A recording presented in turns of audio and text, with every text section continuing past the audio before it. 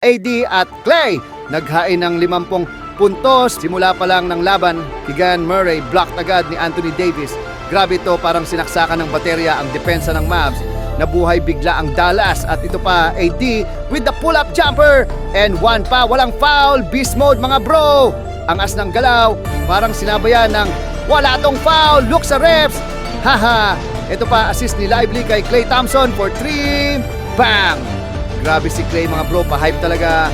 Under 7 minutes, Klay open again for 3, bang! Score! 47-77 lamang ng 10 ang Mavs. Di pa tapos yan, another 3 by Klay, bang!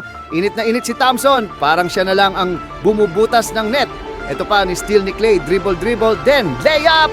AD slam dunk naman sa kabila, lang solid ang pasa mga bro. Then boom, long 3 ni AD, bang! Nag-hand gesture pa si bro AD, parang may J.A. Morant moment. Another long 3 ni BRO AD, bang na naman. Nag-hand gesture ulit, haha. Grabe ka bro AD, ilang gestures na yan. Pagpasok ng ikalawang quarters, assist ni bro sa alley-oop dunk ni Lively. Bang! Ang ganda ng connection mga bro. Tapos isa na namang long 3 ni AD. Bang! Parang may sariling 3-point contest si bro. AD floater jumper, easy lang, walang effort, parang naglalaro lang sa kalye. At mga bro, umulan ng tres, hindi ulan ng tubig kundi ulan ng bang, bang, bang. Grabe ang laban.